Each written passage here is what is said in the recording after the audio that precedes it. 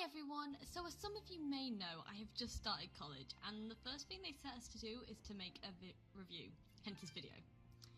Now I will just say that Dust is one of my favourite games. In fact, it's definitely up for my number one of all time.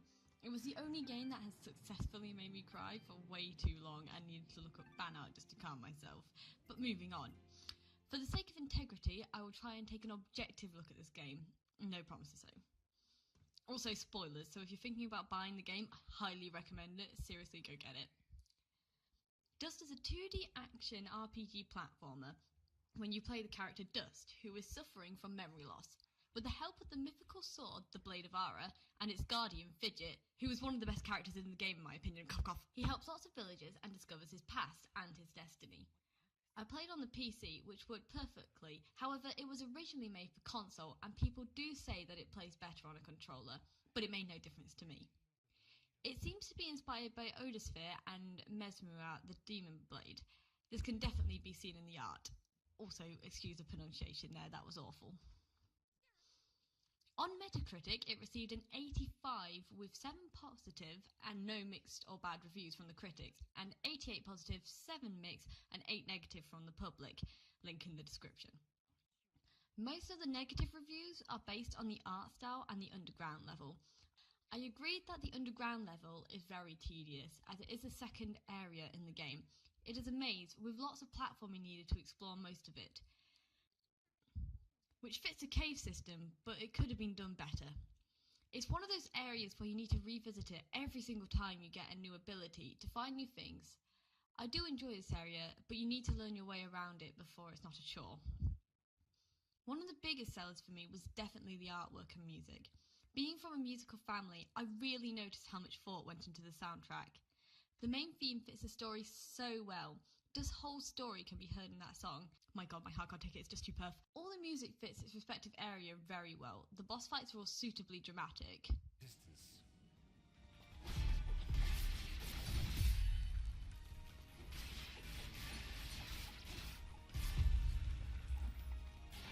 And the village music just as calm.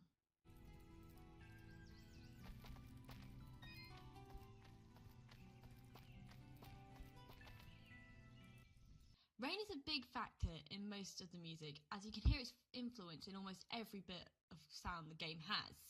I feel this is because throughout the game, Dust is represented as a force of nature, dust to dust. Rain also works on this cycle. I believe this is why the composers did this. The art is influenced by far-reaching culture.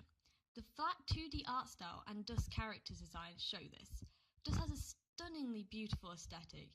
It uses a mixture of 2D graphics, given it's a 2D side-scroller, and exaggeration. The exaggeration comes in the setting quite a lot. The underground area was a good example of this, as the mushrooms really leave an impression. The animation is overly dramatic. As Dust swings his sword, it leaves air ripples on the screen. This does make the fights look very fast and dramatic, however it can be annoying when trying to block and see enemies. Your special move that is aided by Fidget is especially dramatic, covering the whole screen. The colours in it are very bright. I really like this as it exaggerates its shadows and light. Dust himself wears a very cool blue and purple.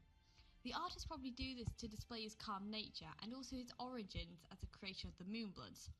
The Moonbloods seem to wear a more muted version of this blue. I think this is because Dust is a pure creation of the Flameless Light, which is worshipped by the Moonbloods, and the Moonbloods are not as pure as him, so this muted blue hints at that. All the characters are portrayed as anthropomorphic animals. Dust himself is a wolf. This again displays his nature, as he is a fierce opponent but clever and looking out for his pack. You can often tell the personality of a person before talking to them just by knowing which animal they are.